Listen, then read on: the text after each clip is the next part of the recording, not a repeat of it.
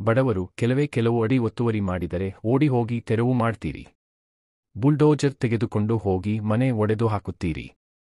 ಭಿಕ್ಷುಕರನ್ನು ಬಿಡುವುದಿಲ್ಲ. ಆದರೆ ಪ್ರಭಾವಿಗಳು ಒತ್ತುವರಿ ಮಾಡಿದರೆ ಏಕೆ ಏನೂ ಮಾಡುವುದಿಲ್ಲ ಎಂದು ರಾಜ್ಯ ಸರ್ಕಾರವನ್ನು ಕಟುವಾಗಿ ಪ್ರಶ್ನಿಸಿರುವ ಕರ್ನಾಟಕ ಹೈಕೋರ್ಟ್, ಕೇಂದ್ರ ಸಚಿವ ಎಚ್. ಡಿ. ಕುಮಾರಸ್ವಾಮಿ ಮತ್ತವರ ಕುಟುಂಬದ ಸದಸ್ಯರು ಮಾಡಿರುವ ಒತ್ತುವರಿ ಜಮೀನನ್ನು ವಾಪಸ್ ಪಡೆಯಿರಿ, ಇಲ್ಲವೇ ಬಿಟ್ಟುಬಿಡಿ ಎಂದು ಮೊನಚಾದ ಮಾತುಗಳಲ್ಲಿ ಕುಟುಕಿದೆ.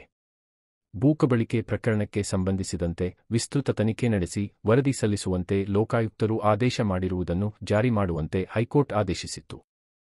ಇದನ್ನು ಜಾರಿ ಮಾಡಲು ವಿಫಲವಾಗಿರುವ ರಾಜ್ಯ ಸರ್ಕಾರದ ನಡೆ ಪ್ರಶ್ನಿಸಿ ಎಸ್.ಆರ್. ಹಿರೇಮಠ ನೇತೃತ್ವದ ಸಮಾಜ ಪರಿವರ್ತನಾ ಸಮುದಾಯ ಸಲ್ಲಿಸಿದ್ದ ನ್ಯಾಯಾಂಗ ನಿಂದನೆ ಅರ್ಜಿಯ ವಿಚಾರಣೆಯನ್ನು ನ್ಯಾಯಮೂರ್ತಿ ಕೆ. ಸೋಮಶೇಖರ್ ಅವರ ನೇತೃತ್ವದ ವಿಭಾಗೀಯ ಪೀಠವು ನಡೆಸಿತು. ವಿಚಾರಣೆ ವೇಳೆ ರಾಜ್ಯ ಸರ್ಕಾರದ ಪರ ಹೆಚ್ಚುವರಿ ಅಡ್ವೊಕೇಟ್ ಜನರಲ್ ಯಾರೇ ಆಗಲಿ ಒಂದೇ 1 ಇಂಚು ಜಮೀನು ಅತಿಕ್ರಮಣ ಮಾಡಿದ್ದರೂ ಬಿಡುವುದಿಲ್ಲ.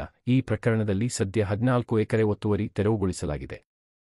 ಇನ್ನು 18 ಎಕರೆ ಒತ್ತುವರಿ ತೆರವಿಗೆ ಸಂಬಂಧಿಸಿದಂತೆ ನೋಟಿಸ್ ನೀಡಲಾಗುತ್ತಿದೆ. ಕಾನೂನು ಪ್ರಕ್ರಿಯೆ ಅನುಸರಿಸಿ ಒತ್ತುವರಿ ತೆರವುಗೊಳಿಸಲಾಗುವುದು ಎಂದರು.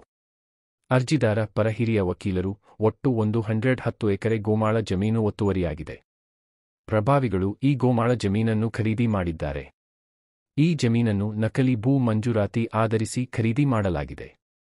ಇದ್ಯಾವುದಕ್ಕೂ ಗ್ರ್ಯಾಂಟ್ ಸರ್ಟಿಫಿಕೇಟ್ ಇಲ್ಲ. ಈ ಬಗ್ಗೆ ತಹಶೀಲ್ದಾರ್ 2014ರಲ್ಲೇ ವರದಿ ನೀಡಿದ್ದಾರೆ.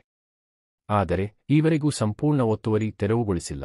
ಹೀಗಾಗಿ ಸಂಪೂರ್ಣ ಜಮೀನನ್ನು ಒತ್ತುವರಿ ಎಂದು ಪರಿಗಣಿಸಿ ವಶಪಡಿಸಿಕೊಳ್ಳಬೇಕು ಎಂದು ಕೋರಿದರು. ಇದಕ್ಕೆ ಪ್ರತಿಕ್ರಿಯಿಸಿದ ರಾಜ್ಯ ಕಂದಾಯ ಇಲಾಖೆ ಪ್ರಧಾನ ಕಾರ್ಯದರ್ಶಿ ರಾಜೇಂದ್ರ ಕಟಾರಿಯಾ ಅವರು, ಕೇತಗಾನಹಳ್ಳಿಯಲ್ಲಿ ಜಮೀನು ಮಂಜೂರು ಮಾಡಿದ ದಾಖಲೆ ಇಲ್ಲ. ಹೀಗಾಗಿ ಸಮಿತಿ ರಚನೆ ಮಾಡಲಾಗಿದ್ದು ಗ್ರ್ಯಾಂಟ್ ಸರ್ಟಿಫಿಕೇಟ್ಗಳು ಅಸಲಿ ಹೌದೋ ಅಲ್ಲವೋ ಎಂಬುದನ್ನು ಪರಿಶೀಲಿಸಲಾಗುತ್ತಿದೆ. ಈ ಬಗ್ಗೆ ಎಫ್ಎಸ್ಎಲ್ ವರದಿ ನಿರೀಕ್ಷಿಸಲಾಗುತ್ತಿದೆ ಎಂದು ವಿವರಿಸಿದರು. ಆಗ ಪ್ರತಿಕ್ರಿಯಿಸಿದ ನ್ಯಾಯಪೀಠವು, ಈಗ ದಾಖಲೆ ನಾಪತ್ತೆಯಾಗಿವೆ, ಮುಂದೆ ಜಮೀನು ನಾಪತ್ತೆಯಾಗಬಹುದು ಎಂದು ಕಿಡಿಕಾರಿತು. ಈ ವಿಡಿಯೋ ನೋಡಿದ್ದಕ್ಕೆ ಧನ್ಯವಾದಗಳು ಸ್ನೇಹಿತರೆ. ನನ್ನ ಯೂಟ್ಯೂಬ್ ಚಾನೆಲ್ ಅನ್ನು ಸಬ್ಸ್ಕ್ರೈಬ್ ಮಾಡಿ. ವಿಭಿನ್ನ ವಿಷಯಗಳು